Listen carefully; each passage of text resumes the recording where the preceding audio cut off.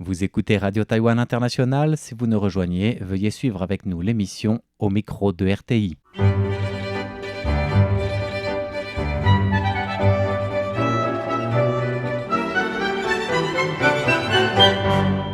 Bonjour à toutes et à tous, c'est François-Xavier Boulet et Megwan pour l'émission Au micro de RTI et nous recevons aujourd'hui l'ambassadeur extraordinaire et plénipotentiaire de Haïti, M. Rudy Stanley Penn, qui est de retour à Taïwan pour un deuxième mandat à partir du mois de septembre. Oui, il vient de remettre ses lettres de créance au président taïwanais Lai Ching-te, l'occasion de nous entretenir avec lui pour présenter les missions principales de ce deuxième mandat à Taïwan et bien sûr de repasser aussi à travers le prisme de l'actualité la situation en Haïti. Et les coopérations envisagées surtout à l'approche des 70e anniversaires des relations diplomatiques entre les deux pays. Le Conseil présidentiel de transition a jugé bon que je sois revenu ici pour porter certains projets afin de faire avancer la coopération haïtiano-taïwanaise. Et bien sûr, il y a des priorités et la priorité, comme on le sait, c'est la question sécuritaire qui est le top des priorités pour le moment en Haïti.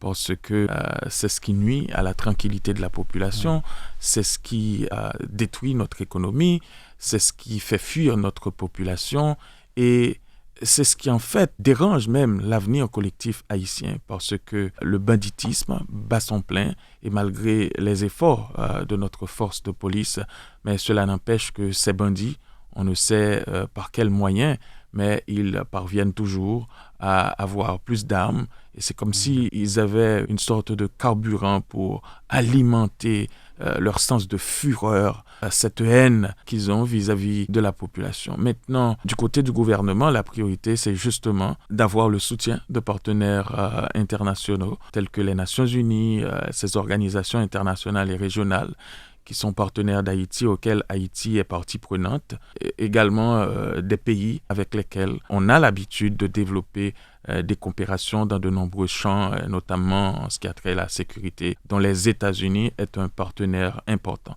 Maintenant, le gouvernement le sait, il n'y a pas que les États-Unis, que les Nations Unies, le Canada et d'autres pays en Amérique qui peuvent contribuer à cet effort de rétablir la sécurité en Haïti. D'autres pays qui ont également fait face à ces genres de problèmes peuvent également être utiles. Le cas de Taïwan, par exemple, si on tient compte de l'avancée de Taïwan, pas seulement du point de vue économique, mais du point de vue sécuritaire également, tout ce que Taïwan peut offrir. C'est vrai que Taïwan aujourd'hui achète des armes aux États-Unis, mais ce ne sont pas les types d'armes que par exemple nous en Haïti on a besoin parce que l'ennemi que nous avons c'est un ennemi intérieur qui fait appel à d'autres techniques et pratiques ou encore approches de gestion de l'insécurité.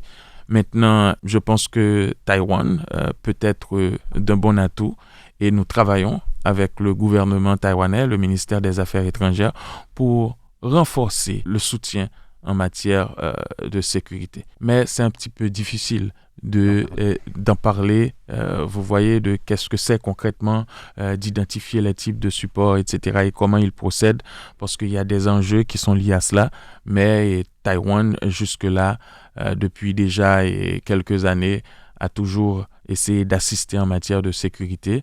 Et dès que le gouvernement m'a assigné à nouveau à ce poste, j'ai reçu des instructions et j'ai essayé de voir, j'ai vu avec les autorités ici, le président Lai Ching-te, le ministre des Affaires étrangères, les ministres adjoints et le directeur général des Affaires Amérique latine et caribéenne pour discuter des priorités du gouvernement, notamment en matière de sécurité. Mais ça varie. C'est généralement des, je dirais, coopérations qui peuvent lier Taïwan, Haïti et d'autres pays, que ce soit pour l'achat d'équipements, etc., etc. Donc ça varie. Mais ces coopérations, qu'elles soient bilatérales entre Taïwan et Haïti ou multilatérales, semblent ne pas suffire à lutter contre l'insécurité, sachant qu'il y a 90% du territoire environ qui reste dirigé par des gangs armés selon les données de l'ONU. L'insécurité ne fait jamais cavalier seul. L'insécurité traîne toujours derrière elle un tas d'autres soucis. Elle engendre de nombreux autres problèmes. Par exemple, quand tu as l'insécurité, ça va affecter l'économie. Parce que les bandits, là où ils s'établissent, ils substituent à l'État à un certain niveau. Donc, dans certaines zones, ils contrôlent ces zones. Ils contrôlent certaines zones de la frontière. Donc, c'est un phénomène complexe et il y a des gens qui en profitent. Il y a des liens qui se tissent entre beaucoup de gens. Donc, c'est pourquoi c'est devenu compliqué et ce n'est pas quelque chose qu'au niveau de l'État, on peut adresser de n'importe quelle manière parce que même quand les gens sont des bandits, ils ont des droits en tant qu'Haïtiens. On ne peut pas intervenir de n'importe quelle manière, non seulement pour respecter leurs droits en tant qu'humains, mais pour éviter également des dommages collatéraux. Et justement, comment la situation peut être gérée en fait? Là, il y a beaucoup d'efforts. Depuis l'arrivée du nouveau directeur général de la police nationale, beaucoup de zones qui étaient entre les mains des gangs sont récupérées. Par exemple, beaucoup de gens, depuis plusieurs semaines déjà, peuvent circuler plus ou moins. C'est pas aussi facile parce que les gens aussi, il y a ce rapport de confiance. Oui. Il y avait déjà l'insécurité, les gens ne vont pas s'amener comme ça. Mais beaucoup de gens commencent à recirculer, disons plus particulièrement dans la zone où se trouve le Palais National ou le centre-ville du Champ de Mars, si je peux le circonscrire de cette manière. Maintenant, ça, c'est déjà beaucoup. Il y a beaucoup d'interventions qui se font, contrairement à avant. Notre police, désormais, plutôt que d'attendre que les dangers viennent, elle anticipe. Elle anticipe vers les quartiers où se situent les gangs. Elles infiltrent. Donc ça déjà, c'est beaucoup de travail. Mais ce qu'il faut comprendre, c'est que ce n'est pas un problème facile à adresser, à résoudre sans un soutien notamment international. Parce que quand on parle d'Haïti, on parle d'un pays qui dispose d'une population qui peut, au moment où nous parlons, osciller entre 11 millions à 12 millions d'habitants. C'est une force de police qui ne dépasse pas 20 000 policiers. Ça ne répond pas aux besoins. Vous voyez? Donc ça veut dire le nombre de policiers qui sont dédiés à intervenir de front contre la criminalité, c'est un nombre assez faible, mais ils font beaucoup. Et c'est pourquoi vraiment nous comptons et nous travaillons avec l'international pour avoir plus d'effectifs dans les missions de soutien, pour que le soutien nécessaire, pour avoir l'effectif qu'il nous faut pour adresser le problème, nous puissions l'avoir. Mais sans un effectif adéquat, sans les moyens adéquats, c'est difficile d'arriver à bout de cette insécurité. Parce que vous savez quoi? Je ne sais pas qu'est-ce qui alimente ces foyers de gangs. Mais à chaque fois que la police intervient, on arrête. Certains sont abattus, malheureusement, dans des échanges avec la police. Mais c'est comme s'il y a quelque chose qui attire les jeunes à rejoindre ces groupes armés. C'est comme si chaque jour, leur nombre se multiplie. C'est un problème complexe que certes, la police doit adresser, mais il faut aller vers la source avec d'autres institutions sectorielles ou ministères sectoriels pour adresser socialement aussi le problème parce que il y a quelque chose de social qui doit être adressé pour que la source qui alimente ces groupes armés, on l'arrête. L'une des raisons de l'instabilité en Haïti, c'est l'absence du gouvernement depuis 2021, en fait, depuis l'assassinat de l'ancien président Jovenel Moïse. Et là, le Conseil présidentiel de transition a annoncé au début de ce mois-ci l'organisation prochaine des élections qui devront avoir lieu fin août 2026. Le plus grand défi jusque-là, c'est d'arriver à avoir le consensus politique nécessaire avec la classe politique notamment pour réaliser ces élections. La priorité, c'est que après tant d'années sans réaliser d'élections, eh bien, c'est notre démocratie qui se fragilise. Oui. Donc, il nous faut réaliser des élections pour avoir des élus légitimes à la tête de l'État. Le Conseil de transition n'entend pas rester au pouvoir.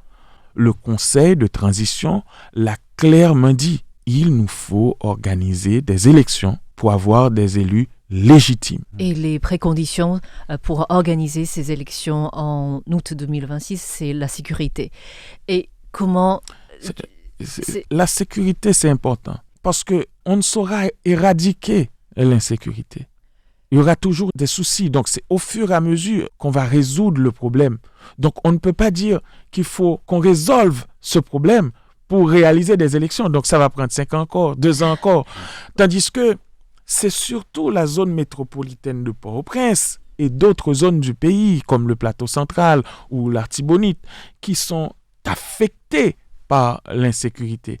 Mais qu'en est-il des autres zones? Donc, est-ce que les droits de ces gens seront suspendus parce que dans certaines zones du pays que l'on juge, entre guillemets, peut-être plus important parce que c'est la capitale, etc.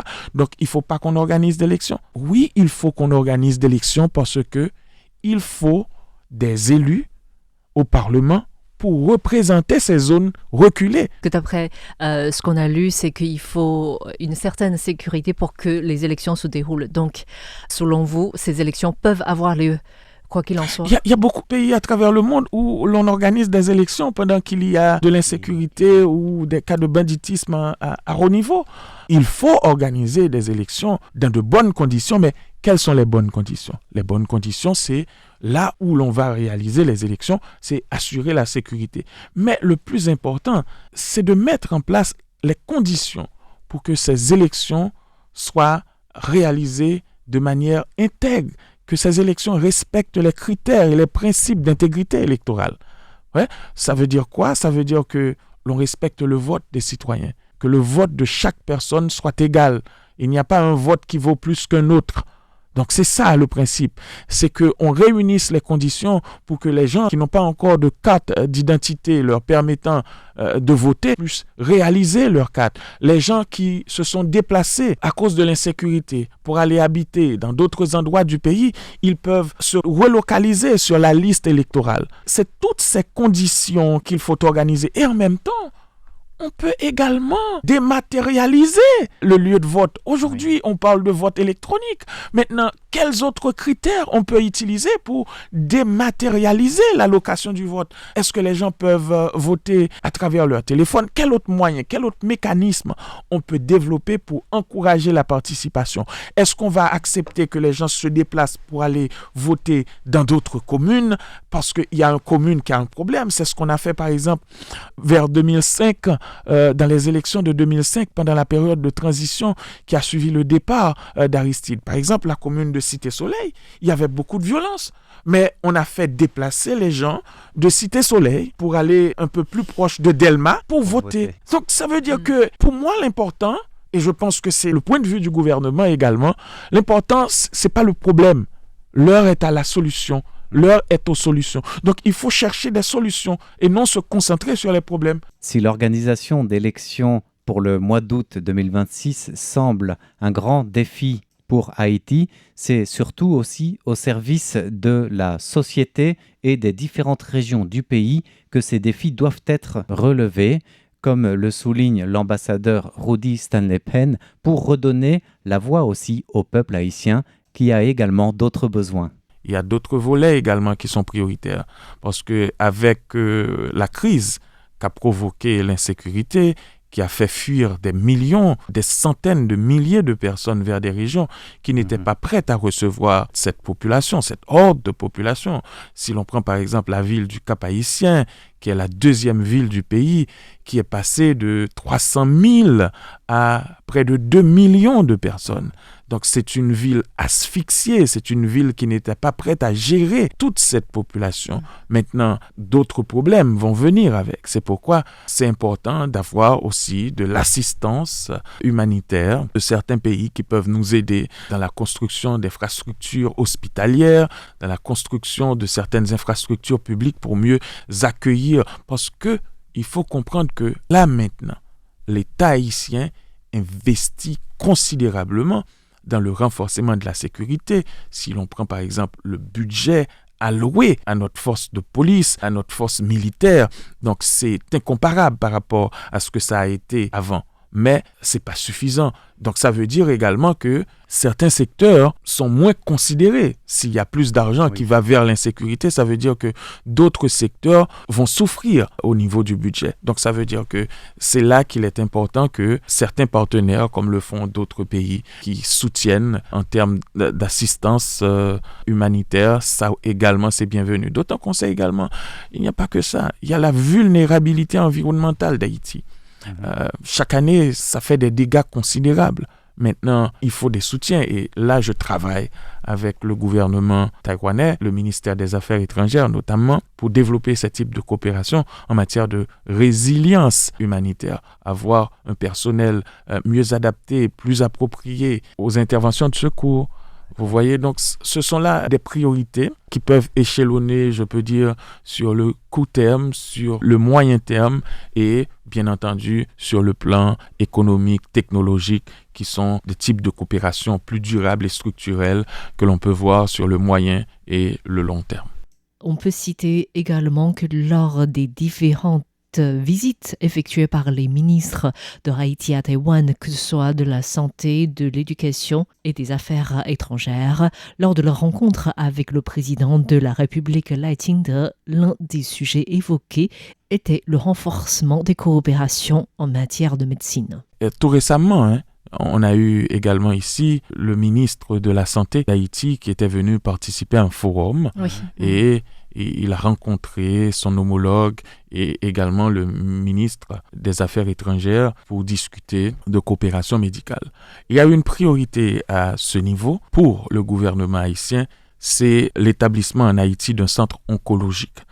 C'est une priorité parce qu'il y a beaucoup de cancers en Haïti et notre capacité à travailler avec ces gens, à supporter ces gens, et c'est un petit peu difficile. C'est pourquoi on a accentué un peu plus sur ce volet de coopération où il y aura beaucoup plus d'échanges désormais. Ça veut dire beaucoup plus de nos professionnels médicaux qui vont venir ici à Taïwan pour des échanges de courte durée, des formations de longue durée et voir également comment un pays comme Taïwan peut aider au-delà des dispositions que va prendre le gouvernement haïtien pour réaliser ce centre, mais bénéficier également de l'appui de certains pays, dont Taïwan.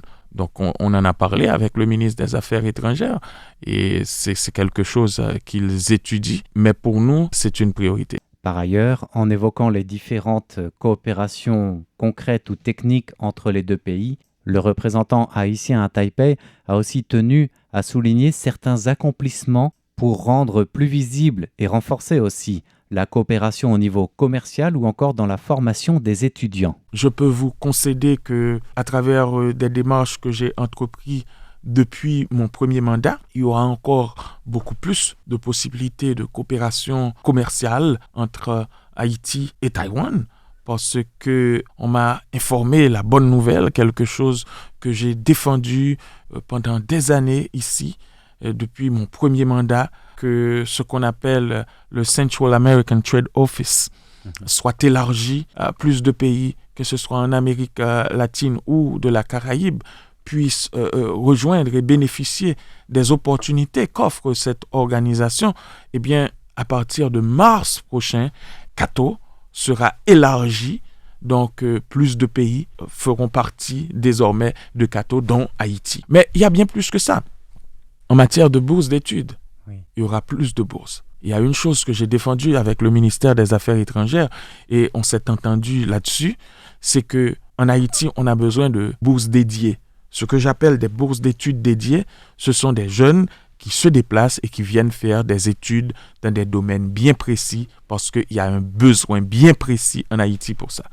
Par exemple, quel besoin ? Par exemple, ce que j'ai défendu, c'est qu'annuellement, nous puissions avoir entre 5 à 10 personnes qui viennent se spécialiser en technologie ici à Taïwan. Donc, on s'est entendu là-dessus. Maintenant, on identifie déjà où on va trouver l'argent.